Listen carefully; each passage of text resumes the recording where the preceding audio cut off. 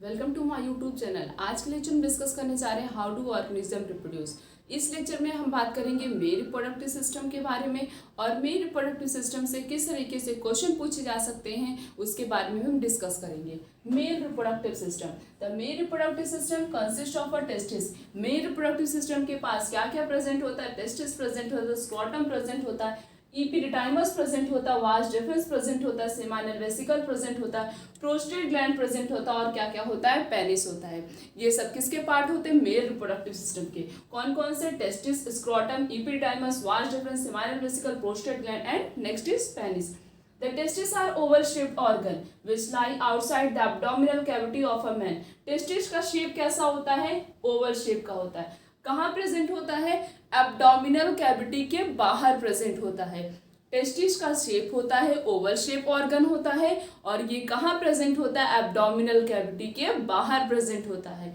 अब अगर ये क्वेश्चन पूछा है कि टेस्टिस एब्डोमिनल कैविटी के बाहर क्यों प्रेजेंट होता है? टेस्टिस एब्डोमिनल कैविटी के बाहर एक पाउच लाइक स्ट्रक्चर में प्रेजेंट होता है और उस पाउच लाइक स्ट्रक्चर को कहते हैं स्क्रोटम। और वो स्क्रोटम में इसलिए होता है टू मेंटेन द टेम्परेचर। क्या करने के लिए?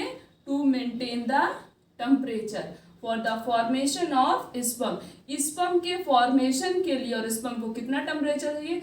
2 डिग्री सेल्सियस से लेकर 3 डिग्री सेल्सियस, इतना टेम्परेचर उसको चाहिए। स्पर्म को, टेस्टिस को 2 डिग्री से लेकर 3 डिग्री सेल्सियस टेम्परेचर चाहिए स्पर्म के फॉर्मेशन के लिए। इसी वजह से टेस्टिस जो है स्क्रोटम में एब्डोमिनल कैविटी के बाहर प्रेजेंट होता है।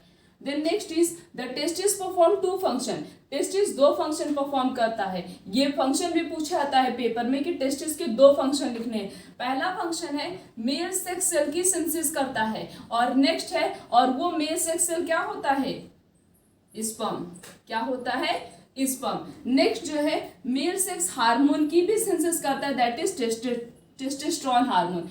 मींस टेस्टिस 2 फंक्शन परफॉर्म कर रहा। एक तो सेक्स सेल बना रहा, दैट इज स्पर्म। स्पर्म के प्रोडक्शन में भी टेस्टिस हेल्प कर रहा, और दूसरा ये है कि वो सेक्स सेल हार्मोन की भी सिंथेसिस में हेल्प कर रहा, दैट इज टेस्टोस्टेरोन हार्मोन। तो टेस्टोस्टेरोन हार्मोन कहाँ से सिक्रीट होता है? टेस्टोस्टेरोन हार्मोन जो है वो टेस्टिस से सिक्रीट होता है। Next is the testis of man make the sex gamete from puberty onward through out the life. ये बहुत इंपॉर्टेंट पॉइंट है कि जो टेस्टिस होता है वो प्यूबर्टी से लेकर पूरा ऑनवर्ड लाइफ में, जब तक जो है मैन, कोई आदमी जिंदा रहता है तब तक उसकी बॉडी में स्पर्म का प्रोडक्शन होता है। बट फीमेल में जो है जो ओवम का फॉर्मेशन होता है वो सिर्फ और सिर्फ 50 ईयर तक होता है।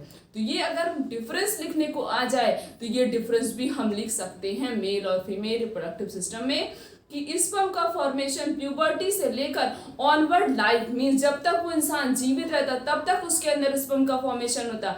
But in females only for 50 year, सिर्फ और सिर्फ 50 साल तक उसके अंदर ओवम का फॉर्मेशन होता है। उसके बाद ओवम का फॉर्मेशन स्टॉप हो जाता है। यही चीज इसमें भी लिखा जाए, testis of a man make the sex gamete from puberty onward through out the life. Next point is the sperm formed in testis come out and go into coiled tube called epididymis. Sperm का formation किसके अंदर होता है? Testis के अंदर। Testis से जो है स्पर्म किसके अंदर आता है? एक कॉइल्ड लाइक ट्यूब के अंदर आता है जिसे कहते हैं epididymis। मीन्स स्पर्म का फॉर्मेशन किस में हुआ? टेस्टिस में हुआ। और टेस्टिस से स्पर्म किस में आता है? epididymis में आता है। उसके बाद इसी epididymis में कुछ देर के लिए स्पर्म क्या रहता है? स्टोर रहता है। टेम्परेरी स्टोरेज का काम कौन करता है? epididymis करता है। Next point is from epididymis the sperm are carried out by a long tube called vas deferens which joined with another tube called urethra। उसके बाद ये epididymis से किस में जाता है? vas deferens में जाता है। किस में जाता है? vas deferens में जाता है। उसके बाद इस vas deferens से एक और ट्यूब कनेक्टेड होती है जिसे कहते हैं यूरेथ्रा। उसके बाद किस में जाता है? यूरेथ्रा। यूरेथ्रा से किस में जाता है? पेनिस। यही पाथवे है स्पर्म के ट्रांसमिशन का। कभी कभी पाथवे भी पूछा जाता है तो हम ऐसे लिखेंगे, पहले तो टेस्टिस लिखेंगे, टेस्टिस के अंदर क्या है? स्पर्म का फॉर्मेशन हुआ। अब उसके बाद वो जो टेस्टिस के अंदर स्पर्म का फॉर्मेशन हुआ है वो टेस्टिस से किस में जाता है, इपिडाइमस में। इपिडाइमस में सम टाइम, कुछ देर के लिए, मतलब टेम्परेरी स्टोरेज का काम कौन करता है, इपिडाइमस। इपिडाइमस में कुछ देर के लिए ये स्पर्म क्या रहेगा, उसके अंदर स्टोर रहेगा। उसके बाद इपिडाइमस से एक और ट्यूब कनेक्टेड होती है जिसे कहते हैं वास डिफरेंस। उसके बाद इपिडाइमस से स्पर्म किस में जाएगा, वास डिफरेंस में जाएगा। वास डिफरेंस से एक और ट्यूब कनेक्टेड होती है उसे कहते हैं यूरेथ्रा। फिर से स्पर्म किस में जाएगा, यूरेथ्रा में। और यूरेथ्रा से किस में जाएगा, पेनिस। पेनिस से बॉडी के बाहर स्पर्म मतलब फीमेल रिप्रोडक्टिव ट्रैक्ट तक ट्रांसफर हो जाएगा। ये पाथवे है स्पर्म के ट्रांसमिशन का।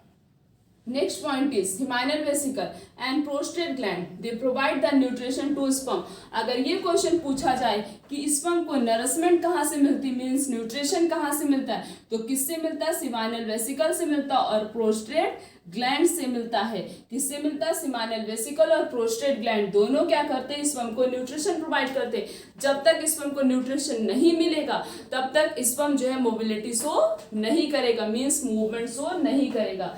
The next point is urethra carries the sperm to an organ called penis. यही चीज बताए यहाँ पे, यूरेथ्रा से स्पर्म किस में आता है, पेनिस में आता है। पेनिस से जो है वो बॉडी के बाहर रिमूव हो जाता है, मीन्स उसके बाद फीमेल रिप्रोडक्टिव ऑर्गन में वो ट्रांसफर हो जाता है।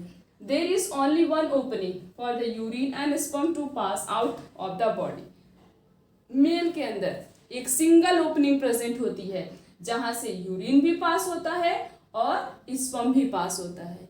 क्या चीज, मेल के अंदर एक सिंगल ओपनिंग प्रेजेंट होती है जहां से यूरिन का भी पासेस होता है और वहीं से स्पर्म भी पास होके बाहर निकलता है।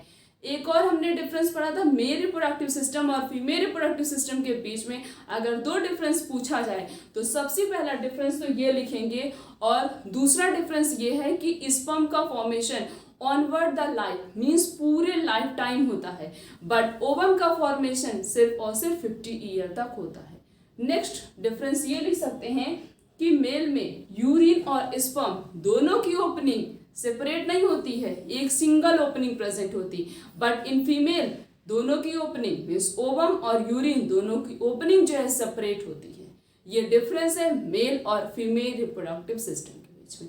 अगर एक नंबर के क्वेश्चन में ये पूछा गया है कि स्पर्म को न्यूट्रिशन कहाँ से मिलता है, मीन्स नरिशमेंट उसको कहाँ से मिलता है, सिमाइनल वेसिकल और प्रोस्टेट ग्लैंड दोनों उसको क्या करते हैं, न्यूट्रिशन प्रोवाइड करते हैं ताकि स्पर्म जो है मोबिलिटी शो करे।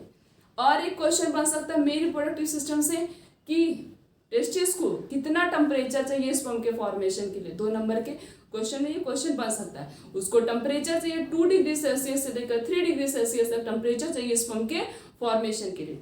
नेक्स्ट क्वेश्चन ये भी बन सकता है कि टेस्टिस आउटसाइड क्यों प्रेजेंट होता है एब्डोमिनल कैविटी के। टेस्टिस एब्डोमिनल कैविटी के बाहर इसलिए प्रेजेंट होता है क्योंकि उसको कम टेम्परेचर चाहिए और हमारी बॉडी का टेम्परेचर ज़्यादा होता है जिससे स्पर्म का फॉर्मेशन नहीं हो पाएगा। इसी वजह से टेस्टिस जो है एब्डोमिनल कैविटी के बाहर within a pouch like structure is known as scrotum. Scrotum में प्रेजेंट होता है to maintain the temperature for the formation of spermatogenesis means sperm के फॉर्मेशन के लिए जो है टेस्टिस एब्डोमिनल कैविटी के बाहर एक पाउच लाइक स्ट्रक्चर में प्रेजेंट होता है। Next question male reproductive system का डायग्राम भी दे सकते हैं। और एक क्वेश्चन ये भी बन सकता है कि टेस्टिस कौन कौन सा फंक्शन परफॉर्म करता है। टेस्टिस जो है सेक्स सेल के फॉर्मेशन में हेल्प करता है, मींस स्पर्म के फॉर्मेशन में हेल्प करता है। सेक्स सेल हार्मोन की सिंथेसिस करता है, मींस टेस्टोस्टेरोन हार्मोन के फॉर्मेशन में भी ये क्या करता है, हेल्प करता है। क्यों, जितने भी चेंजेस क्रिएट होते हैं प्यूबर्टी के समय मेल के अंदर वो सब कौन सी हार्मोन की वजह से होते हैं, टेस्टोस्टेरोन हार्मोन की। और ये हार्मोन किसके अंदर प्रिपेयर होता है, with in the testis. Testis के अंदर ये हार्मोन बनता है। हमने इस लेक्चर में मेल रिप्रोडक्टिव सिस्टम के बारे में डिस्कस किया और इससे किस तरीके से क्वेश्चन पूछाते हैं इस टॉपिक्स उसके बारे में डिस्कस किया। आने वाले लेक्चर्स में इस तरीके से और भी बहुत सारे टॉपिक्स और उनके क्वेश्चंस के बारे में डिस्कस करेंगे। आज के लेक्चर यहीं तक, थैंक यू।